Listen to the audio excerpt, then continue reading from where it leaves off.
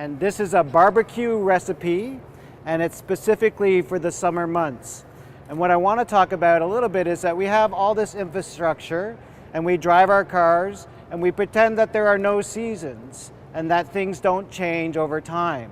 But what really happens is there's some very busy times, and then there's some very light times when it comes to transporting around the city. I want to bring up an example to you. So I want to talk about the salad. So if this is a barbecue, so the whole city is kind of the meat and potatoes, and the cars and the trucks all have to work in order to make money and make the city work.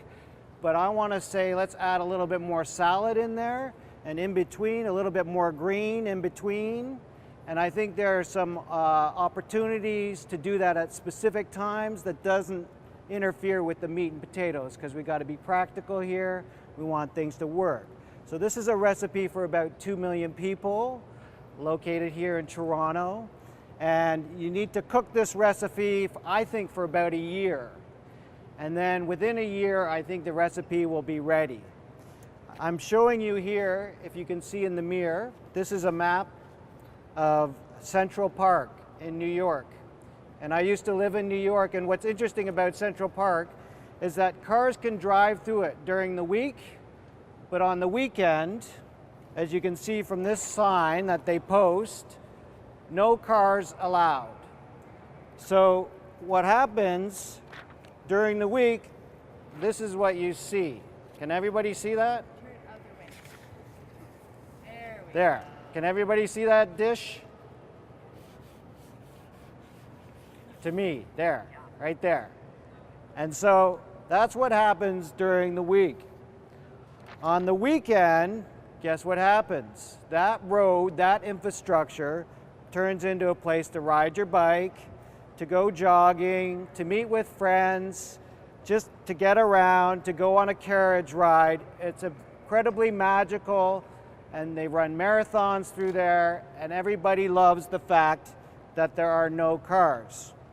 So my recipe for Toronto is, I pre-cooked a little something down here that I'll bring out.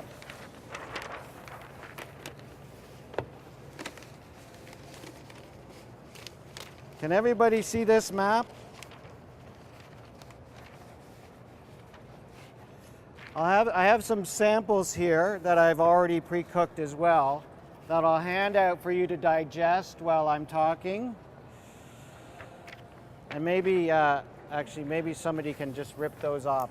And what it shows is basically the concept that I am proposing that on Sundays in the summer months, when it's nice and warm, when there's a lot of people out of the city at their cottages or whatever, we just take over Bloor Street here, we'll shut it down to cars, and we'll take it right over to Yonge Street, right here, and we'll go down, let's say we'll go down St. George, we'll go through the campus there, all the way down, a nice little walk through the campus, and then over to Spadina, because we want to go through Chinatown, and all the businesses will love it because there'll be tons of people walking down through Chinatown and buying stuff, and there'll be a lane for jogging and a lane for biking and a lane for walking,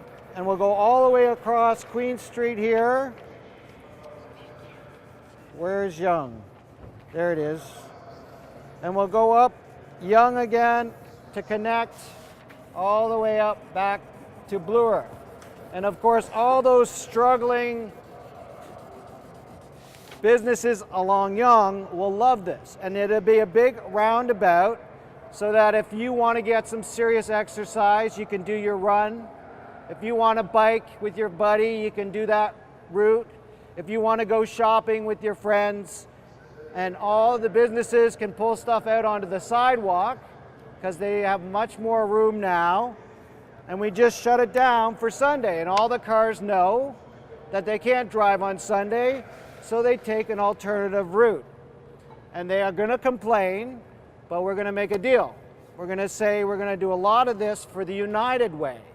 So the Green Way will be working for the United Way, and part of the proceeds from all the sales of the running and the business will go towards the United Way. So this is what we end up with. Can everybody see that? So you end up with an infrastructure that's already in place that is just transformed during a certain period of time. And there's very simple ways to do that. We'll have these lights like we do on Jarvis Street that says, for today, during this time period, you have a bicycle. And don't drive your car down here. And after a little while, the drivers will get it. And everybody will be happy. And if we can get Sunday, and that's working, maybe we do Saturday next. Or maybe we do like after 7 o'clock. And that's the way it starts. So that's my recipe.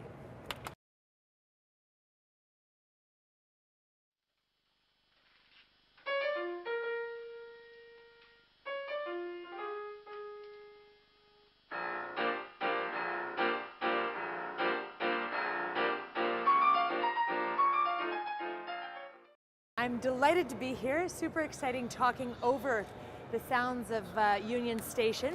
My recipe is for the talking train. So I want somebody to explain to me, give me a sense of what is a typical experience of somebody waking up in the morning, getting themselves dressed, they get on transit and they sit on the subway. Or they sit on a train, they're coming in a GO station. And what does the human experience look like in those moments? Who'd like to offer? Right, looking down. Tell me, what else? What other kinds of experience? Is anybody making eye contact? No. And here you have, how many people travel on transit every day? How many? Like, do we have a number? Is it 100,000, 200,000, 300,000 people travel on transit every day? Right? So the first objective is to identify the recipe. What is the contents? What goes in the recipe book? Well, we have 300K potential riders. So the question becomes, how do we create a talking train? How do we build community space on transit? So we have one of the big challenges of our time is looking at how do we move beyond consumption to happiness. And one of the number one barriers or things that we know about happiness is that happiness comes when we build relationships. And here we are on transit every single day, sitting with hundreds of people around us and trying our damnedest not to make any eye contact. We have our computer screens, we have our coffee cups, we have our food that we've got. And these are all distractions to make no human contact. So my proposal or my recipe is that what we do is we create one dedicated train car, one car on a train, and then we add one espresso maker. So what we're trying to do here is merge the concepts of the cafe experience with transit. But magically, the secret is we've had people deliver coffee on trains. That's not the magic. What we want to do is we want to imbue the magic of going up to that little cafe spot in Italy, you know, where there's like 20 people and they're all fighting for the counter to get that fresh espresso. So we're going to have the espresso maker on the coffee train. It's not going to be crappy espresso. It's going to be excellent espresso. And then what we're going to do is we're going to add one more ingredient. We're going to add the one community, look my short form, community animator. I've always felt that what we need is a barista for community engagement. So we know that the bartenders are the people in the, you know, everybody, all the gossip. We know that it's the people who, like, what the question becomes, how do we start to use the professional skills of our waiters, our bartenders, our baristas, but direct that energy into creating social connection and being able to not just serve you your espresso, but to actually be able to engage in a conversation and make an introduction. Oh, Joe, you should meet Henry over here. Or Sarah, you might want to talk to, you know, whomever. So the question becomes, how do we dedicate one train? Okay, not everybody's going to buy into this immediately, But we're going to add another dimension and another layer to this recipe for change. What we're going to do is we're going to add a topic for the day. So we're going to add an element of conversation. How many people don't live in Toronto? Okay, where are you from? Germany. Well, that's a little bit far from my train. Okay, let's say you're from Oshawa. No, it's not so bad. There's good things out there too. And the thing that's interesting is on Via Rail, one of the things is you're coming in from London, Ontario, or you're coming in from Ottawa, they put all the people who are coming in from Kingston in one train car, right? And then they put all the people from London, Ontario in another train car. And what's interesting is we've got this thing in common, which is that all the people in Oshawa are getting on the train in Oshawa, and they're all from Oshawa. And what becomes interesting is to ask yourself, what if we were to animate a topic a day? And we'd have a bit of a community going of people who ride the train, and we all have Oshawa in common. So how might we be able to start convening conversations that actually matter to our local community? So maybe it's the new arts center that's opening up in Oshawa, or maybe it's the controversy over off-leash zones for dogs in our parks, or possibly it's about street parties, and I've heard that there's a great one, and how do I get involved?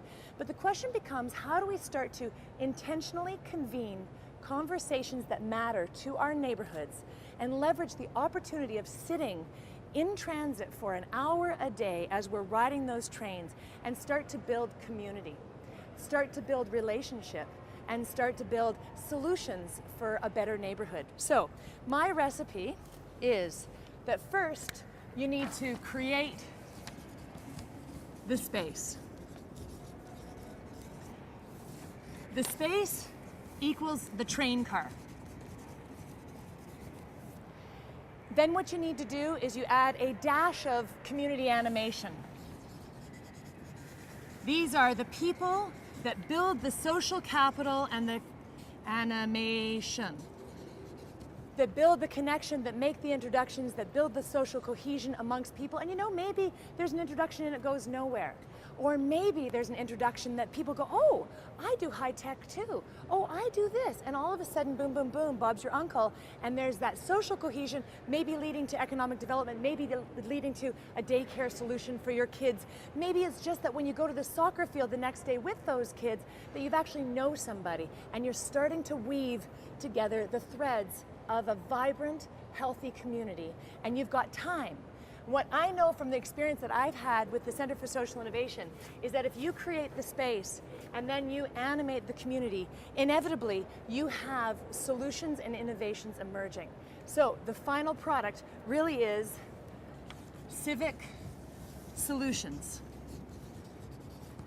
So I would argue, create the space, animate the community, using our train network and those train cars and bringing back the concept of the espresso bar as the ultimate cafe animator. And I believe that we can start to weave together to create the social capital that will lead to better solutions for our neighborhoods, more social cohesion, less isolation, and just a much better way to spend an hour in a train. And that's my recipe. Anybody want a croissant? Oh, do you have questions?